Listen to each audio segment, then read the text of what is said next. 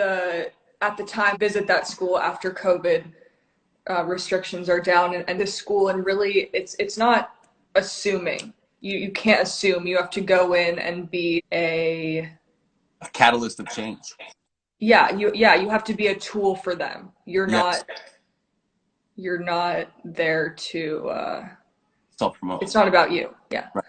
Yeah, I absolutely love that, G, and I want to be a part of that moving forward. Like, I want to go and help with It's volleyball awesome. and like really spread, the joy of volleyball to a bunch of these kids all over the place. And I'm so proud of you for doing that. And I think one last thing on that point, like when you got back from Bangladesh, I think I saw you say somewhere that like you were able to come back home and you got emotional because you're like, they're still there.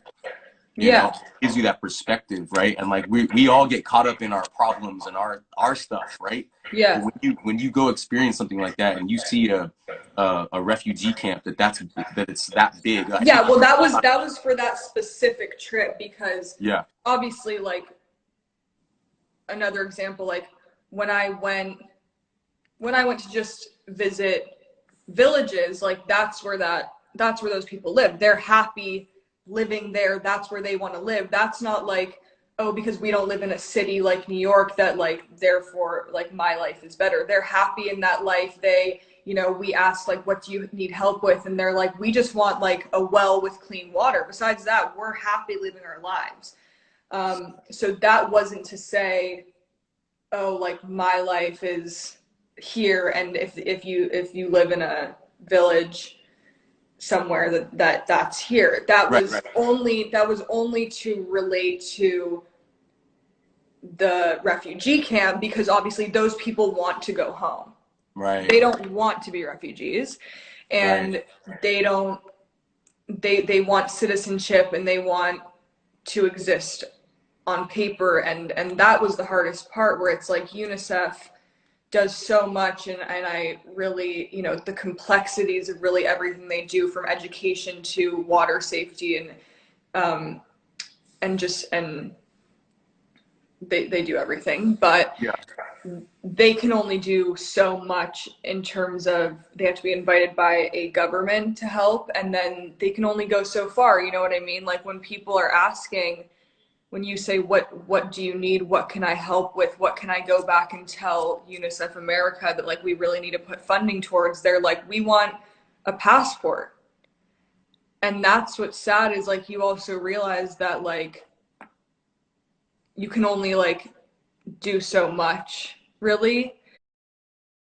And I think that's why I was emotional at that point, because like there's also times where like I can't look a girl in the eyes and promise that I'm going to help her get a citizenship. Like I just know that like my reach only goes so far, so it's tough. Right. Well, In for certain the situations. no, for sure. Well, for those that want to be involved, that don't quite know how, anyone listening to this right now, what are some ways we can get involved with some bigger causes like that? Well, I know that for UNICEF, you can go online to become a volunteer, and there's different, I think you can maybe choose what you're interested in terms of, like I said, regions or issues. And I think that there's then a process to become part of that Okay. club. And then, but we also have to start like in our backyards. And I Right. think that people look at a UNICEF trip, because we all grew up, trick-or-treating with our UNICEF coin box, that like like it's like an aspirational version of like helping and doing. But then because that's like, oh, that's overseas somewhere, we forget like to look at our sidewalk and see what's happening. So it's like everyone can be creative in their own way, and whether that's a community pantry or fridge, or just to go talk to people. Like it doesn't have to be about money or Love that. what you can give in terms of like wealth or material things. You can also, like, if you're good at, this is an example that my friend Sophia Rowe gave when she was talking about helping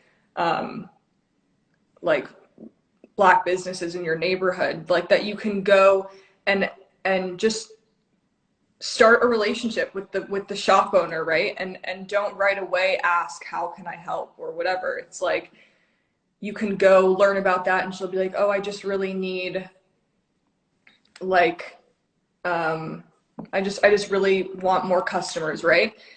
If you're good at designing posters and like you just want to like draw a poster for her and go copy 100 posters at like the FedEx store and then go give them around. It doesn't take like what sometimes we think is obvious ways to help. It's like little things that you can lend your talent, or even just to teach her or make her an Instagram account for her plant store. You know what I mean?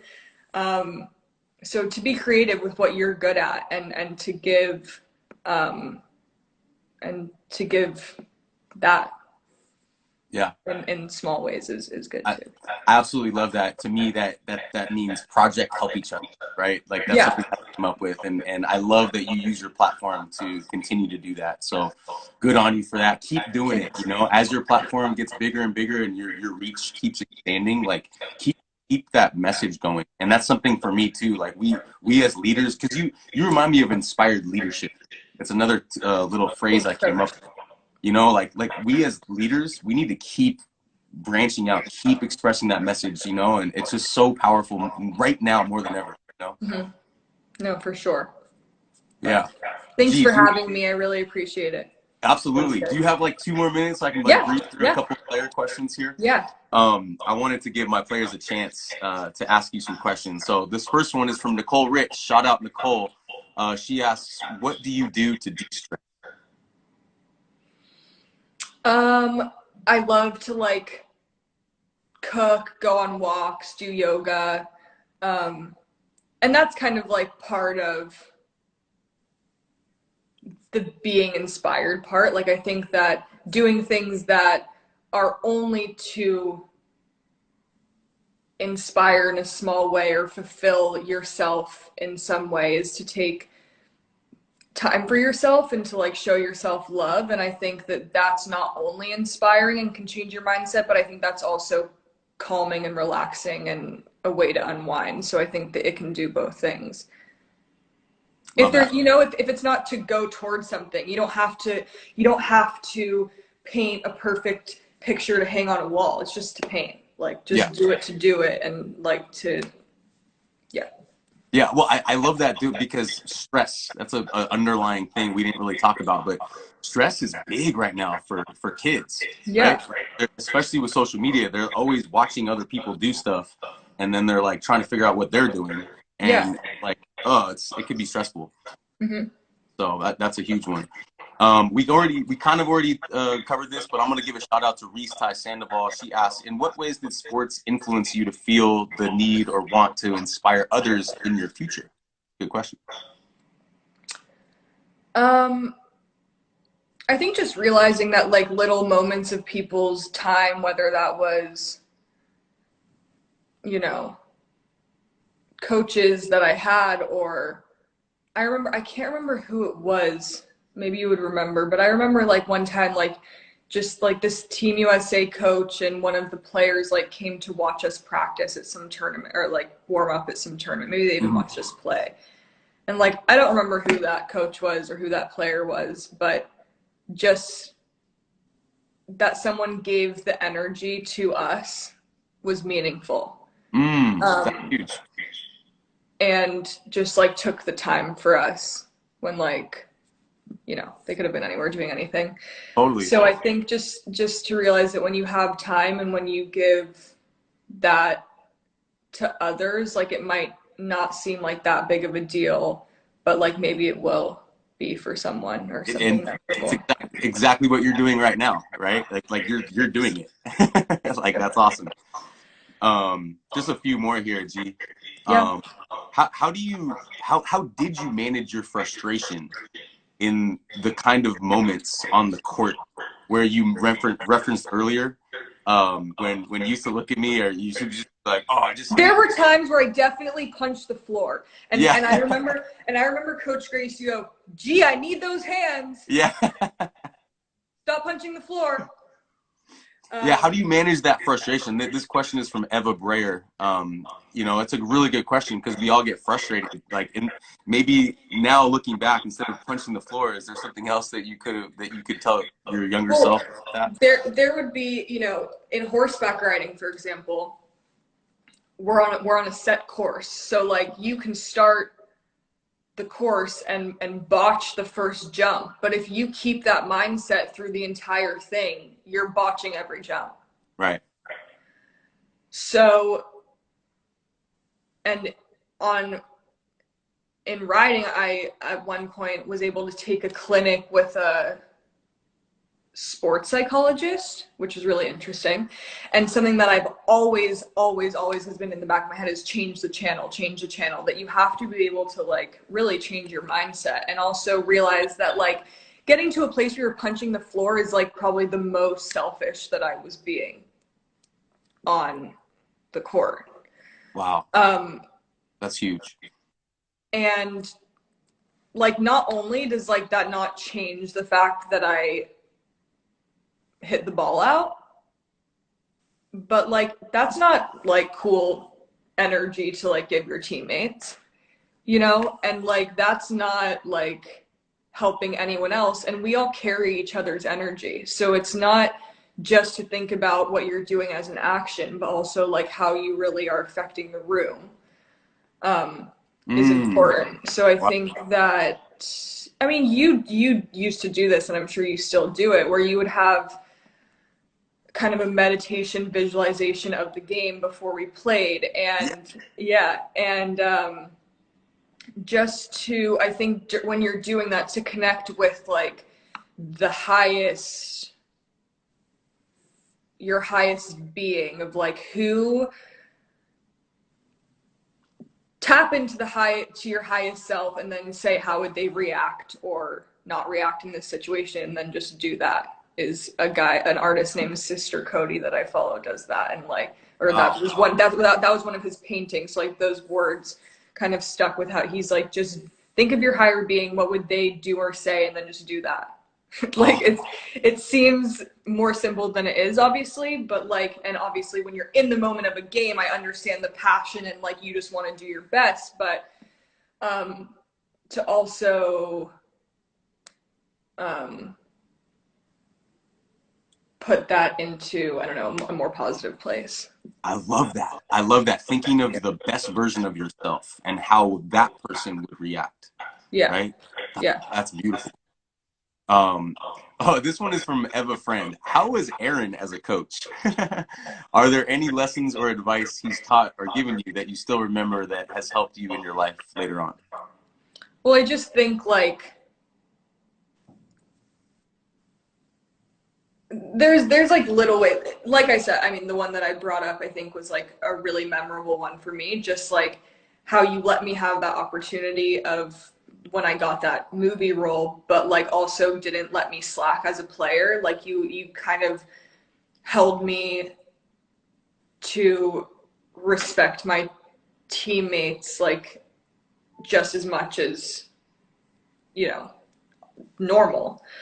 Um, but I don't know, there's just like little ways, like just the fact that we would have beach workouts, and that when we were our most tired, it wasn't an excuse, and when, you know, if a ball would drop and no one was on the floor, we all roll. You know what I mean? And it's like little things like that where it's just like it builds character, like period. And and I just had one that I just forgot. Um, Maybe yeah, vision. just being on time, being like part of a team, answering emails, like just really and also not just like that kind of stuff, focusing on the quality and the value in like taking every single thing that you do in a practice or in a workout like seriously. In terms of each movement, and how if you are not focusing on that specific movement, you can hurt yourself. And learning that we're not just playing volleyball, like you have to put the effort into doing each thing correctly and with respect for what that is, and not just like blowing out our bodies to like just roll and roll and roll. Like you have to do everything with intention. Which it's okay. Sorry. So yeah, no worries. Intention and yeah. Yeah, Intention. I love that. I love that. Last two, and then we'll let you go.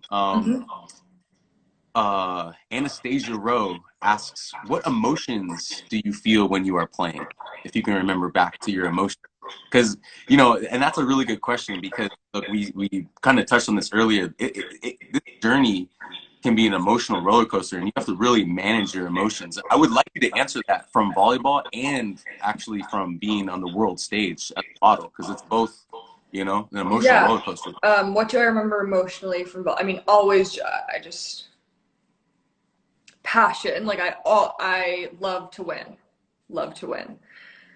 Competitiveness, absolutely. I was always competitive. I never, like, there wasn't a game that didn't matter to me. You were pissed. I love when you play because you were upset. You're like, let's freaking go. Like, yeah, no, and I hold my teammates accountable. You know what I mean? And it's like, there were times where I would like punch the floor and whatever, but I would also be like, hey, check your energy. Like, what are you doing? You know what I mean? Like, I'm checking my energy. I know I'm not perfect, but like, are you? Right. So I think emotionally passionate, excited. I always like, and just that, like, do whatever you do 100%. Like, yeah, it might not seem like it's the Junior Olympics every tournament, but you have to have the same drive and excitement for the practices as you do for JO qualifiers. Right. The journey. Yeah. Yeah. And would you say that that's the same in your modeling career, or similar? Yeah, I think, I mean, obviously I'm not as like competitive or but yeah, still the passion and finding, and I guess this goes with both things. Like, you have to find in practice the things that are your favorite parts. You know what I mean? That keep you going. And that's the same like when I'm at a shoot. Maybe the stuff that feels really normal about the day isn't always what feels like what makes you want to do your best, because they're normal and you start to get comfortable. But I think to find things in each day that are interesting or new, or that you want to focus on, or that you want to learn about, is important. Yeah. Love that. Okay, last question, G. Okay. This is from Josie Hober. What is one way that you keep yourself motivated in such a competitive industry and maintain your energy? Love that question. Because it's not about it's not about competitiveness. Right.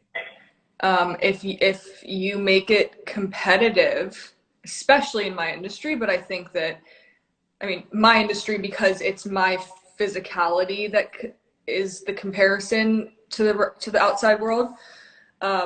But in any job, like I said, in terms of what's the baseline for what you have to be in that job, can't be a competitive thing, because then you're really valuing yourself on something that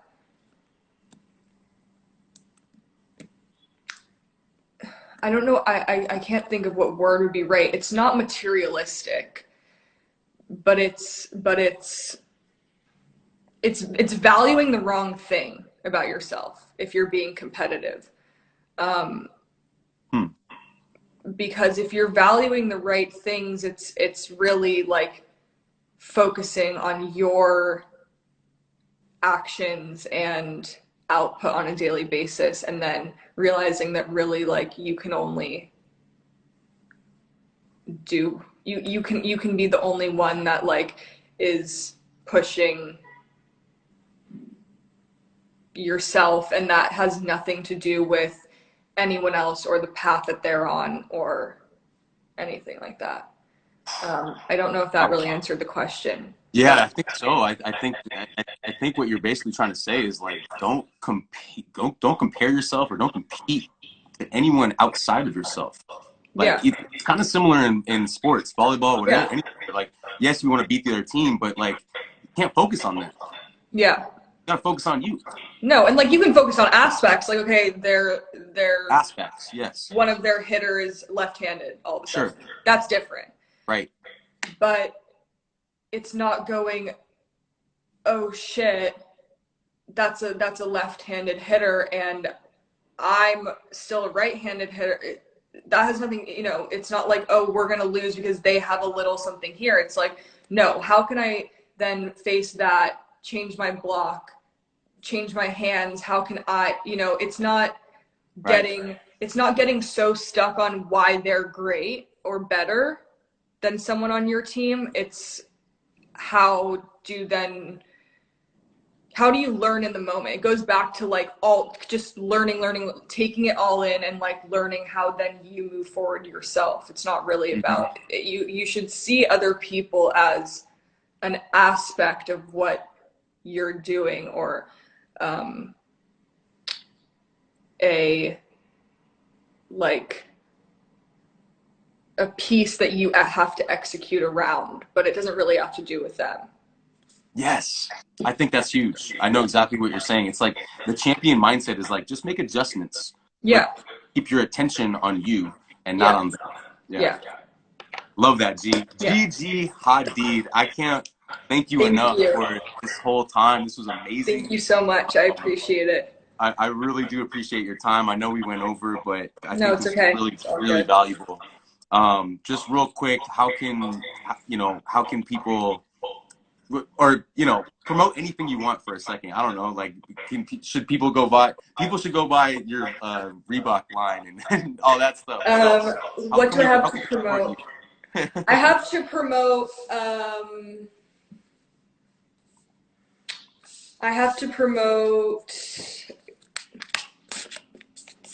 I don't know. Go to therapy. Go on a walk. I love that. Look at the sunshine every day. Oh, I love that. Do things that make you happy, even if they don't equal something. So, like, just paint today, or learn how to bake bread. That's what I have to promote. I love that. I love that. I'm giving a quick shout out to your dad, Muhammad, because I love watching his little videos on the food. Isn't he so funny? Oh my God. He's amazing. He talks about, he's like, I was one of the only like team dads, like it was always me and moms. He was. He was always there. He would always come to Anaheim, and I'm just like, oh man. And then one time he showed up in Reno at JO qualifiers, and and it was a surprise. I didn't know he was coming, and that was one of the most like, I just remember being like, what? Hey, what up, Mohammed? That was awesome. Yeah. G, you're an inspiration to, thank you so much, Coach. To everyone, to me. I appreciate you. I respect you. We should do this again sometime. Yeah, no, thank you. And thank you for me personally, but I'm sure I can speak on behalf of all your players. We appreciate your passion as a coach and all the time that you put in. And I know that wherever they go, whether that's professional volleyball or other careers, that we can always use what we learn from our coaches. So respect your coach, y'all. And yeah. Thank you, G. I really appreciate it. Have a good one. All right, we'll talk soon. All right. Yeah.